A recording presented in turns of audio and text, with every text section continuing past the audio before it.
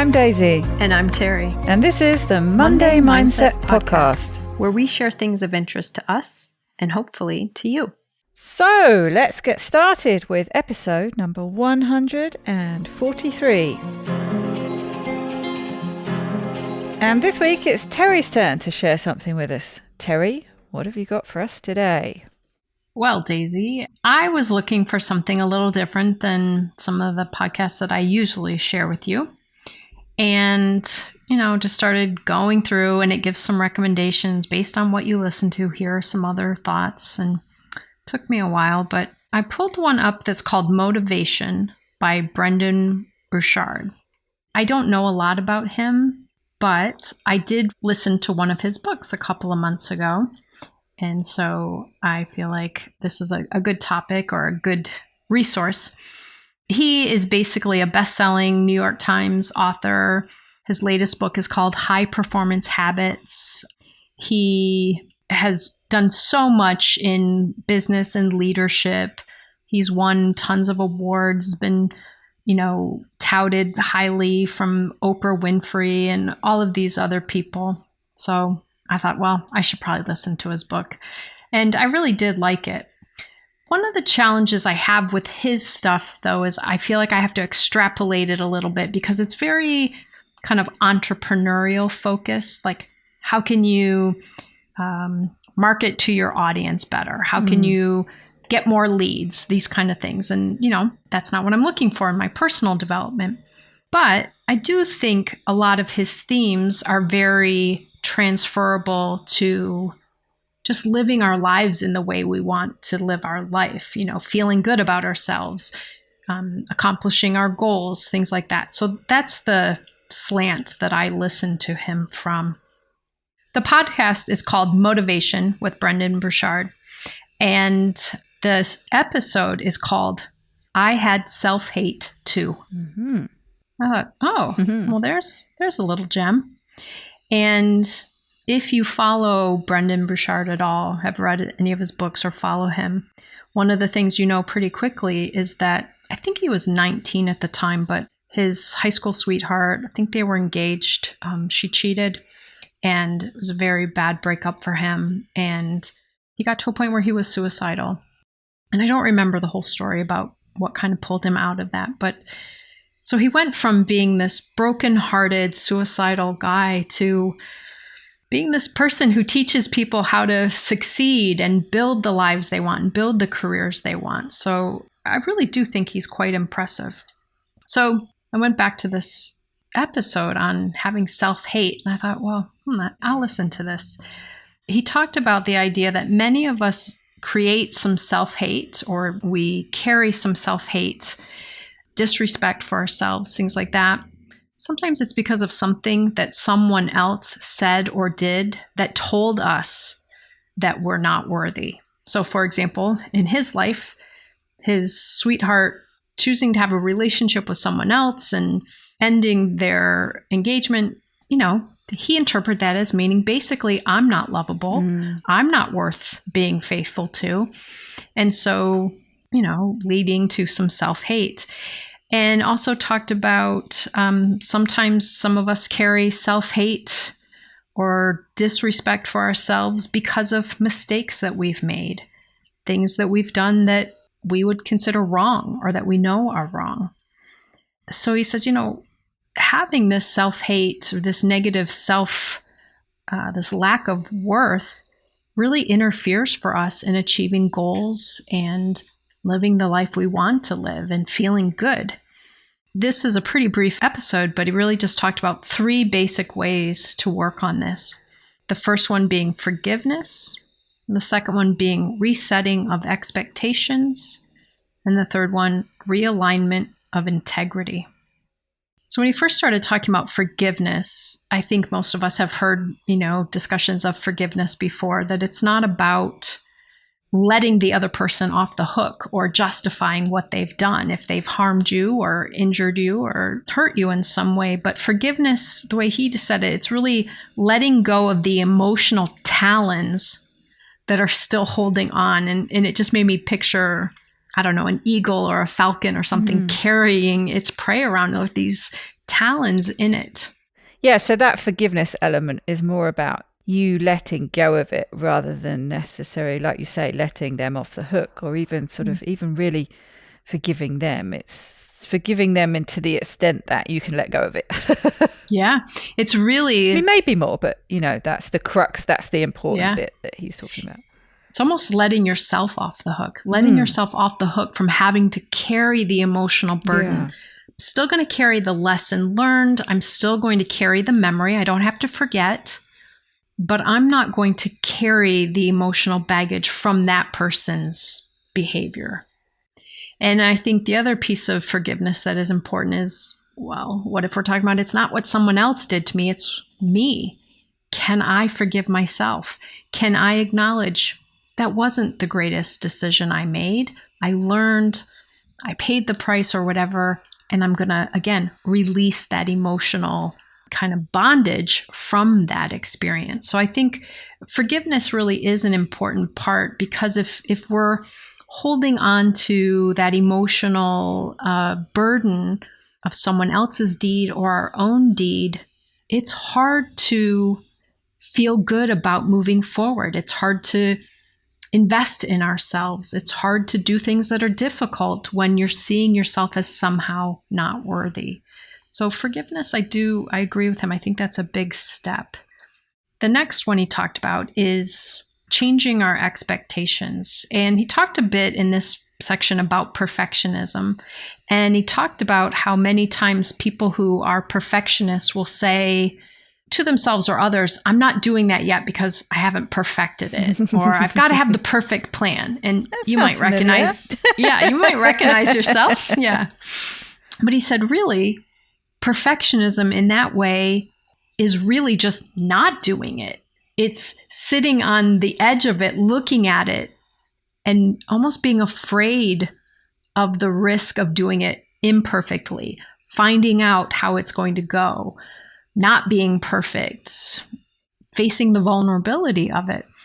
So really this idea that if our expectation is that I have to be perfect at doing it, or I have to wait until I have the perfect plan, we're not going to get started. We're not going to make any directional move forward. And that will keep us in that kind of self-hate place. Well, of course, that's why it goes hand in hand with procrastination, isn't it? Absolutely. Procrastination isn't just you being lazy. It's usually because you've got this need for being perfect before you're prepared to start doing it. Yeah. Once you actually start doing it, you quite need for control. Break through it. Yeah. If I control everything that's going to happen, then it'll be fine. And the reality is we can't control everything. He shared kind of the idea that self-hate is really made worse by being stagnant and not doing what you need or want. Because by taking action, we get feedback, we get reinforcement, we can self-correct. If we don't get the feedback we need, we can self-correct. If we get the feedback we want, it's motivation, it gets the momentum going to do more. So if I have a plan and I do one day of it and I get feedback that worked, it's going to inspire me to do day 2 and day 3. But it's the not getting started, that stagnation, that is really the most complicated. So by changing our expectations of ourselves, we really can change that and get going. We can start, and then we can get the feedback that we need to build that momentum. He described kind of, each day you can do some of it. You don't have to do all of it. You don't have to do perfect, but you can do some of it.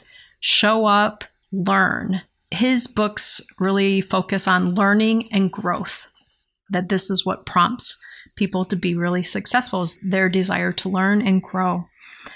And then he said for himself, as far as expectations, now you have to imagine this guy he's a high performance coach. I hate to even think of what a session would cost to work with him. He is, I'm sure, paid so much to come and talk to an organization or to consult. And his expectations for himself, he said, is really most days his 3 expectations are this: show up, bring some joy, do your best. Not go start another $1 million company today. go perfect this. No, show up, bring some joy, and do your best. And I really thought about that. And boy, if I changed my expectation level, I think I could get some good feedback from doing those 3 things and then kind of get the momentum going. And then the third one, as I said, is about kind of aligning and focusing on your integrity, aligning your life and what you value.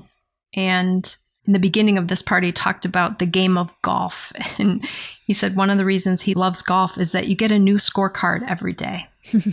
Every time you play golf, it's a clean slate. You start fresh. And he said, if you really think about your life this way every day, but what many of us get hung up on is, oh, the last time I tried this happened. Or yesterday didn't go so well. And we start to hold ourselves back. We put up those barriers versus it's a new day, new scorecard. Start fresh.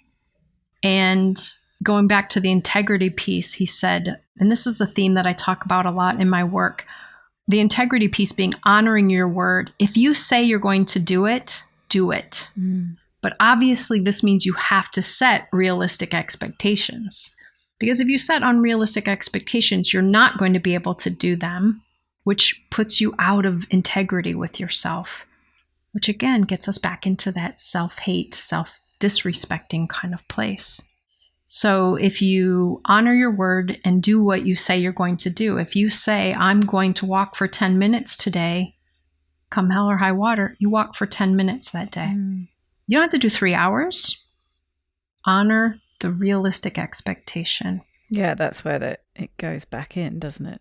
With the second one, resetting those expectations. But like you say, you've got to put them at a level that you can actually do.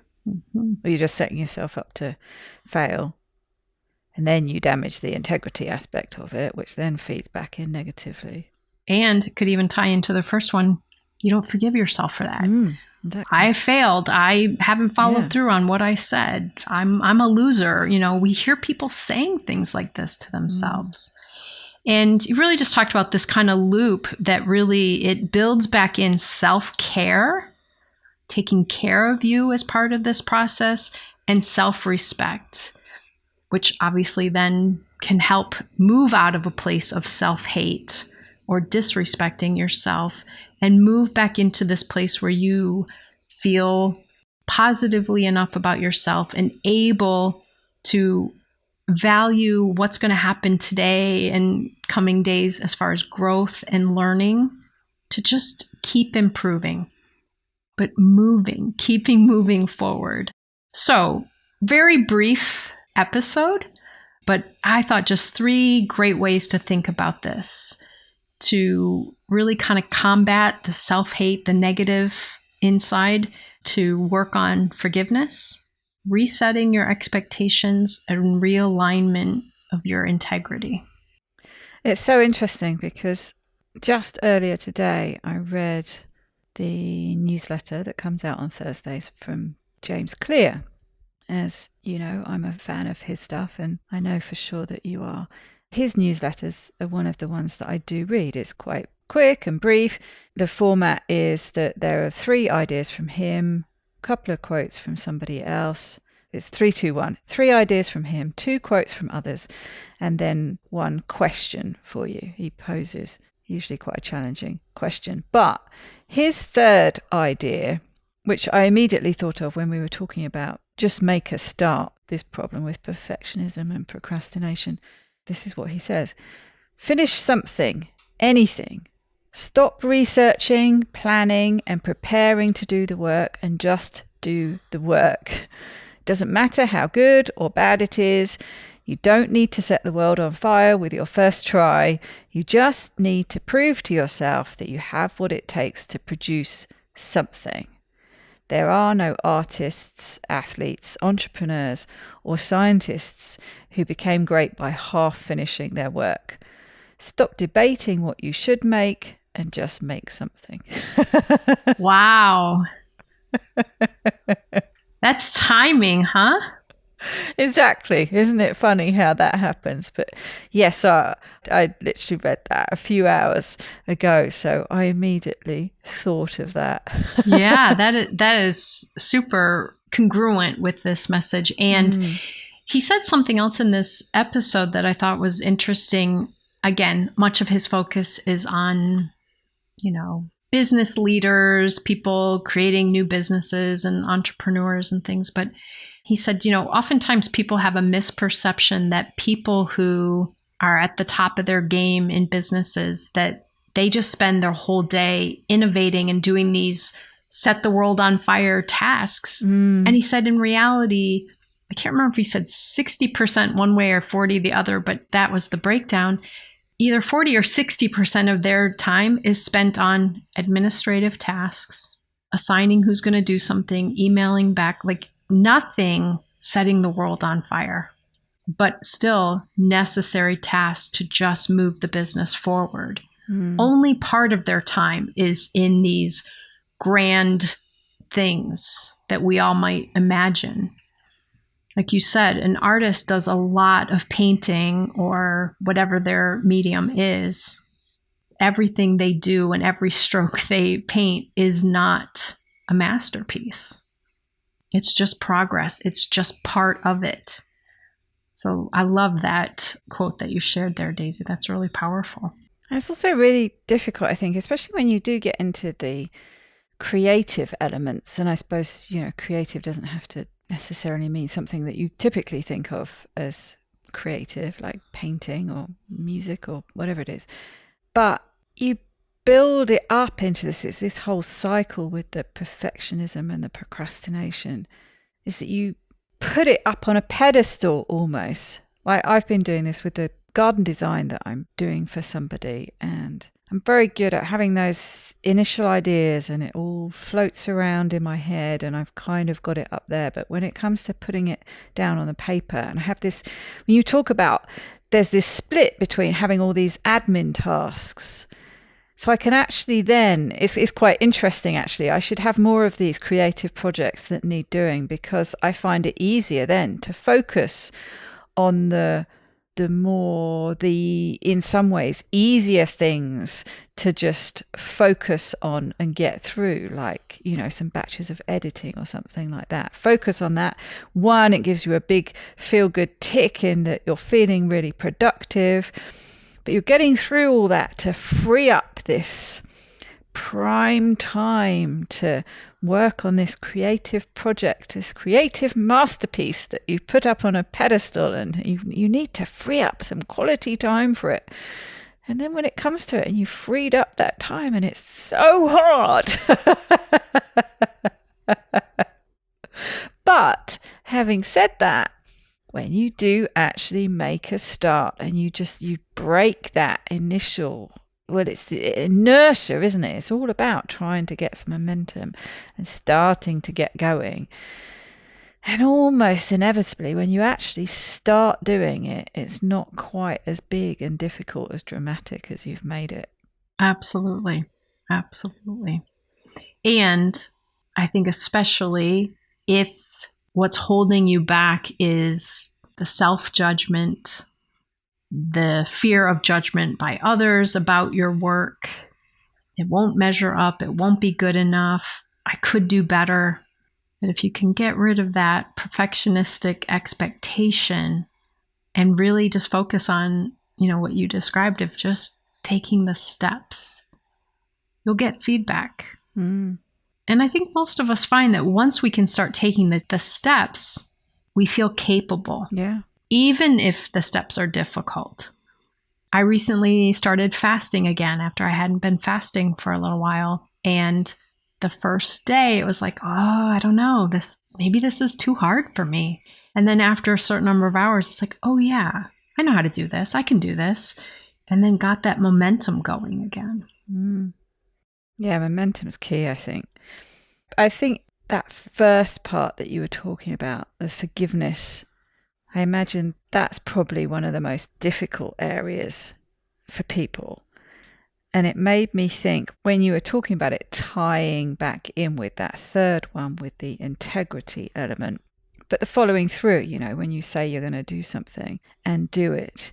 And it made me think of, with the forgiveness, it made me think about episodes that we've recorded, I think it was one of the ones that you brought about apology. It was Brene Brown and I can't remember who was that episode we talked about when they were talking about apologies. And it's one of the things that always really stuck with me was that an apology is meaningless if you don't change. So there's no point saying sorry for something if you then go on to just keep doing it over and over and over again. That apology becomes absolutely meaningless. And I suppose one way to look at it with forgiveness is that it's all very easy to kind of say you forgive yourself, but if you don't make the change that shows that you have, it kind of feels a bit empty and hollow, like that sort of hollow apology. So I suppose always really focusing on what you were talking about learning something from it, making it easier to let go. But showing that yourself, especially if you're talking about self-forgiveness, but showing yourself, proving to yourself that you've learned something from it by what happens with your actions after that. How does that dictate that? Or do you just keep doing the same thing over and over again? That's why you end up, beating yourself up, because I just keep doing that. And then you become, well, I'm just that kind of person. Mm-hmm. It becomes your identity and it gets into those kind of cycles. Really difficult. So yeah, it can be something easy to say that you forgive yourself, but it has to have this follow through element. Yeah, it's like you really do need to disentangle from the grips of it. And again, it doesn't mean you lost the message of it or the lesson of it, but you're not being held down by the emotional heaviness of it. Because you're just not going to believe yourself otherwise. Mm-hmm. It's like, well, you're telling me that you forgive me, but. Mm-hmm.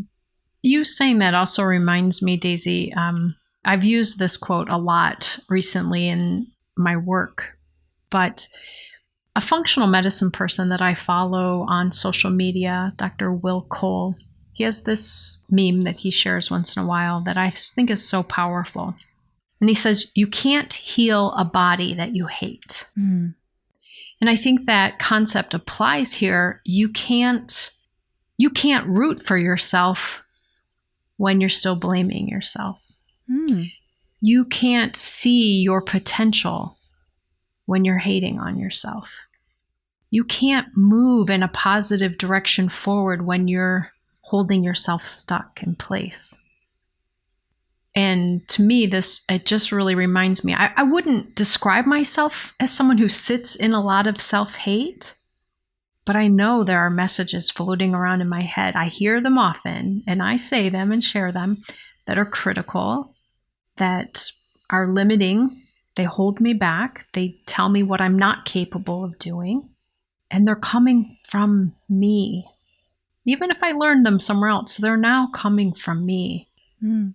And there's this guided meditation that I listened to a lot recently. And in it, he says, and I am the only one thinking in my mind right now. I'm like, oh, shoot. Yeah, that's right. Mm. I'm the one holding on to these things. I'm the one holding myself back, being incongruent in my values. And it's so easy, isn't it, to have that critical slant as your default position. I mean, look, before we started recording, I shared with you a comment on a YouTube video, and we both heard it in a completely different way. You heard it as being critical of what you were doing, and I heard it as being critical of what I was doing or not doing, whatever. You get the drift. One thing said, two very different things heard. Yep. And just to clarify, this was feedback about a previous episode. And Daisy shared it with me, just shared, some comments, and I could hear it in your voice when you shared it. It was like, oh, this is pointing out what I'm not doing well with on this podcast. And I'm like, oh, really? Because I heard it to be saying, what's Terri doing here? Shouldn't she have been doing, like you said, same exact sentences we heard, but we had our own bias in how we were interpreting it. And it's very telling, isn't it? When your default position is to be self-critical. Mm-hmm. We clearly both need to work on that. I think so. I think this is an episode you and I may need to listen to a few times. We may need to dig into a little more of his work, but I think it's really a great place to start. Yes, I shall do that. Thank you very much. In the meantime, I hope you have a very wonderful week. Take good care, everybody.